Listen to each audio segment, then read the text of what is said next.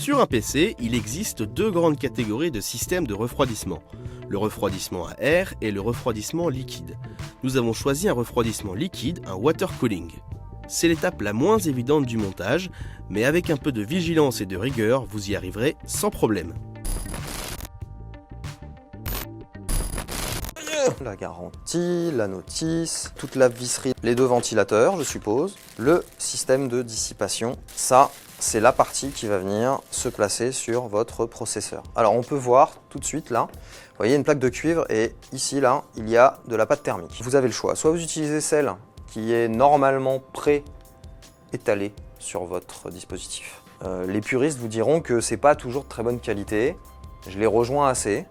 Néanmoins, pour quelqu'un qui commence et qui ne sait pas forcément comment faire, il peut utiliser celle-là. Les dispositifs sont faits pour fonctionner avec des processeurs tant AMD qu'Intel, et ce, peu importe le socket. En effet, la taille du socket peut varier en fonction du processeur qu'on va prendre. Ici, on peut voir que notamment chez Corsair, mais enfin que ce soit chez Noctua, Thermalright, Thermaltake, tout ce que vous voulez, de toute façon c'est pareil, il y a des sachets qui portent des petites étiquettes. Ici, on voit que ça, c'est des fixations typiquement faites pour le dernier socket d'AMD, le AM4. Ça risque d'être 2 pour l'Intel, puisque vu que c'est pas mentionné dessus. Et ça, pareil, on est encore dans le cas de processeur AMD. Il y a peu de chances qu'on s'en serve. Néanmoins, on va se les garder pas trop loin, parce que ça peut toujours être utile. Et enfin, voilà, on a là les socles qui vont nous permettre d'arrimer cette petite chose à l'ensemble de la carte mère et surtout plus précisément au processeur. On va essayer de maintenir du mieux possible notre cache sur notre processeur, donc ça c'est pas trop compliqué. On prend la carte mère avec ses gros doigts. Donc je me suis préalablement assuré que ici les plots étaient bien réglés pour venir se caler directement dans les trous percés pour la carte mère. Alors généralement il faut quand même un peu, voilà, faut y mettre un peu du sien quand même. C'est pas tout seul, hein, sinon c'est pas très drôle, on n'aurait plus rien à faire. Bon voilà, là il est bien arrimé, pas de souci, ça bougera pas. On voit que le plastique travaille un peu, mais ça c'est normal. On retourne la carte mère, on va changer la cache. Je vais avoir besoin d'accéder aux vis en fait, enfin en tout cas aux trous qui sont autour du socket pour pouvoir y arrimer le socle de plastique qu'on vient juste de placer sur la carte mère. Ça va me permettre d'avoir accès aux trous qui sont aux quatre coins du socket et donc qui sont finalement les trous dans lesquels je vais pouvoir visser les premiers éléments qui vont ensuite me permettre de visser le socle. Pour que la tension soit équilibrée entre tous les éléments, il faut faire ce qu'on appelle des vissages en croix. Donc en fait, vous commencez, peu importe, soit par le bas droite, bas gauche, haut droit, haut gauche, mais une fois que vous avez choisi, vous vous y tenez. Là, ici, dans le cas, on va prendre le haut gauche, pas complètement à fond, dans un premier temps. Je vais faire exactement pareil en bas, dans la diagonale, opposée. Pareil ici. Et pareil là. Ce que je vais faire, c'est que je reprends mon ordre et là je vais faire 1, 2, jusqu'à ce que je puisse plus tourner. 1, 2, ah, bon là il fallait mettre un petit peu plus, 3, ah, voilà, hop c'est bon. Voilà. Là c'est bon aussi. Et là également. Pour les besoins de l'installation, on a préféré mettre notre propre pâte thermique. En même temps on en avait acheté, ça aurait été dommage de ne pas s'en servir. Et en fait on a gratté la base, histoire que celle-ci soit parfaitement lisse. Donc on va vous montrer la caméra, voilà. Donc elle a été bien nettoyée, en tout cas autant que faire se peut. On y est allé avec du sopalin, hein, voilà, on va pas se mentir. On va donc maintenant installer notre pâte thermique. Alors la pâte thermique c'est pas très compliqué, il y a plein d'écoles qui s'opposent. Certains vous diront qu'il faut juste mettre un poids au centre du processeur, d'autres vous diront qu'il faut faire une petite croix, d'autres il faut faire des seins, etc. Bref, moi ce que je vais vous dire c'est simple, c'est que si votre pâte thermique elle est liquide, effectivement un peu liquide, mieux vaut l'étaler. Et puis s'assurer surtout que ça déborde pas trop, donc vous pouvez nettoyer avec un coton-tige ou un fin sopalin, voire même avec le bord d'une carte de fidélité en PVC ou un truc comme ça peut être pas mal. Si elle est plutôt un peu solide, alors à ce moment-là, je vous conseille de faire effectivement une petite noisette au milieu, et puis après de faire 1, 2, voire 3 points jusqu'à le bord en fait, du bouclier du processeur, ce qu'on appelle ça le bouclier, et vous pouvez le faire sur toutes les diagonales. Nous, dans le cas de la pâte Noctua, elle n'est pas très liquide, hein, on va pas se mentir, c'est pas de l'Arctic Silver ou choses comme ça, donc il va falloir qu'on fasse des petits points, donc c'est ce qu'on va faire, et surtout on va prier pour pas trop en mettre, parce que en fait c'est pas la peine d'en mettre une grosse couche. La pâte thermique n'est efficace que si elle est en fine couche et bien répartie sur toute la surface du bouclier, ça sert à rien d'en mettre des tonnes. Au contraire, si vous en mettez des tonnes, ce qui risque de se passer, c'est qu'il va y avoir des phénomènes physiques qui vont se mettre en marche et la dissipation sera peut-être moins efficace que si vous en aviez mis qu'une fine couche. Donc c'est simple, généralement la pâte thermique ça se présente sous forme de seringue, comme ça. Quand on va appuyer sur le piston de la seringue, la pâte thermique va sortir au fur et à mesure. Voilà. Donc après, c'est à la libre appréciation de chacun. Moi j'estime qu'un petit poids, c'est pas plus que ça.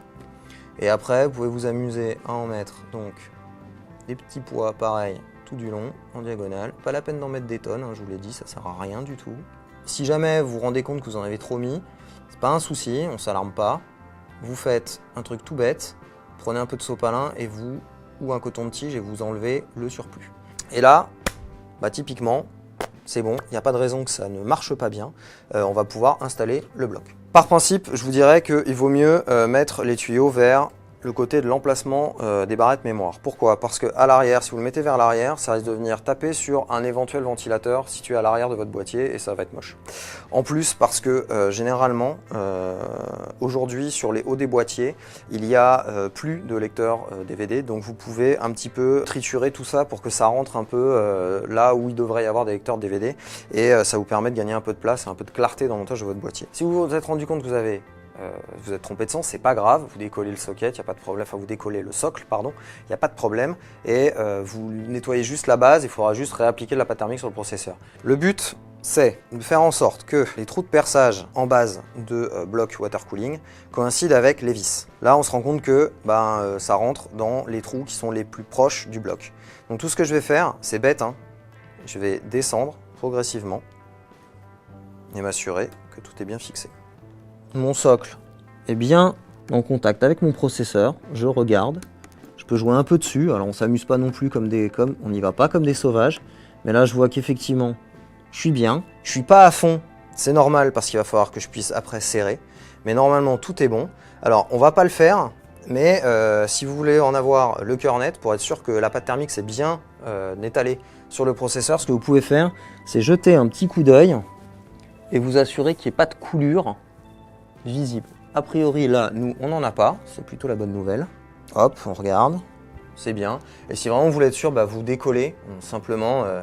Bon, après, la répartition un peu homogène qui aura été faite en pressant le bloc sur le processeur perdra un petit peu de son homogénéité, mais c'est pas trop grave. Une fois qu'il est bien là en place, on le maintient en place avec une main et bon, pour ce kit là, on va utiliser des vis comme ça. Donc ils sont des vis tant à main qu'à tournevis pour le coup. Donc on va commencer à visser à la main et on fera les serrages, on affinera le serrage au tournevis. Encore une fois, et là j'insiste, comme on a un socle sous la carte mère qui est en plastique, il ne va pas falloir y aller trop fort, sinon le socle en plastique pourra casser. Il y a des ventilateurs et des dispositifs qui ont des socles en métal. Là, pour le coup, on peut y aller un peu plus franchement. Néanmoins, il faut toujours garder à l'esprit que c'est pas parce qu'on peut encore serrer qu'il faut le faire. Sinon, il faut bien garder la carte mère, il faut s'assurer que la carte mère, quand vous la regarderez de profil une fois que vous aurez serré, elle soit bien horizontale. Si jamais elle fait ça, ça veut dire que vous avez trop serré, le mal sera peut-être déjà fait, il faut vraiment faire attention. Je vais commencer à visser. Pareil, comme pour tout à l'heure, gentiment, je reprends mon principe en croix. Là, je vais visser jusqu'à ce que j'ai, voilà, un tout petit peu de résistance. Je ne vais pas aller plus loin, j'irai plus loin plus tard. Je vais faire pareil. Encore une fois, je reprends mon principe en croix. Là, on y va et hop, là, ça tombe plus. Une fois que j'en suis là, il va falloir que j'affine. Alors, moi, je pars du principe que vaut mieux y aller tour par tour. Donc, là, avec mes doigts, je vais vraiment m'assurer que je ne peux plus y aller autrement qu'avec le tournevis. Et une fois que j'en suis là, ça veut dire que je vais imprimer systématiquement un tour. Alors, comment on fait pour être sûr de ne pas se planter? Il y a un moyen qui est tout simple, mais vraiment tout bête. Vous reprenez un peu de votre pâte thermique en seringue et vous faites juste un repère sur une des encoches. Et vous faites ça sur chacune de vos vis. Une fois que vous avez fait ça, vous allez visser d'un tour à chaque fois. Un tour, c'est-à-dire que vous devez revenir là où était votre marque à la base. Donc, je prends mon tournevis, le plus gros. Celui-là, il rentre parfait. Et là, je vais imprimer un tour. Si je sens jamais qu'à un moment donné, ça force trop, surtout j'arrête. Donc là, on procède à tâtons. On est un peu obligé. Ah, alors celle-là, déjà, là, je peux plus aller plus loin. C'est déjà bon signe. Donc, il faut que je compense. Donc avec celle-ci, je vais aller chercher, voir si je peux atteindre le point de rupture. Ok. Ces deux côtés-là, c'est bon. On n'y touchera peut-être que jusqu'à la fin. Là, il va falloir que j'affine la force ici. Bon, là, j'ai pu faire qu'un tour. Là, normalement, je vais peut-être en faire un entier et encore. Alors, un petit peu plus quand même. Voilà. Et j'essaye, ça sert à rien d'aller plus loin. Voilà, là, ça bougera plus. Donc on va enlever nos repères, ils ne nous servent plus du tout à quoi que ce soit. Ensuite, qu'est-ce qu'on va faire? On va s'assurer que tout le monde tient. Et là, pour le coup, c'est peut-être le seul moment où vous allez pouvoir y aller vraiment un petit peu à force. Alors, je vous déconseille de faire ça avec des gros radiateurs, parce que ça peut faire mal. Mais la seule chose qu'on va faire, c'est qu'on va assurer la carte mère, on va la soulever un petit peu. On va prendre la carte de la main gauche, on l'assure un petit peu, on soulève le tout, et on va juste bien fermement maintenir les tuyaux, et on va lâcher. Si vous pouvez secouer sans que ça brinque-balle, sans que vous ayez l'impression que le truc va se décrocher, c'est que c'est bon, et ça tiendra. 2 étapes assez simples. La première, c'est qu'il va falloir raccorder notre bloc à la carte mère. Alors si vous avez un doute, vous reportez au manuel de la carte mère. Nous ici, on a besoin d'en ficher que ce câble-là, ici, dans la prise qui s'appelle CPU fan. Donc là-dessus, il n'y a pas trop moyen de se tromper, puisqu'en fait, il y a ce qu'on appelle un détrompeur. Vous avez ici une partie en plastique qui doit venir finalement s'enficher là dans la mâchoire de la prise. C'est vraiment très simple, il faut juste l'enfoncer droit, c'est pas très compliqué. Voilà, ce câble-là servira à raccorder les ventilateurs qui seront donc montés sur le radiateur, et ça, ce sera pour un peu plus tard. La pompe ne va pas fonctionner toute seule, il faut qu'elle soit alimentée électriquement. Vous avez une prise micro USB qui est fournie avec la pompe, et il va falloir venir l'enficher là-dedans, donc sur le côté. Il va falloir aller la raccorder directement sur la carte mère. Vous regardez sur votre circuit de carte mère, sur ce qui est imprimé, il y a des petites indications. Il y a marqué USB 910, USB 1112 là dans notre cas, etc., etc. Sur le bas. Généralement, c'est situé sur le bas de la carte mère.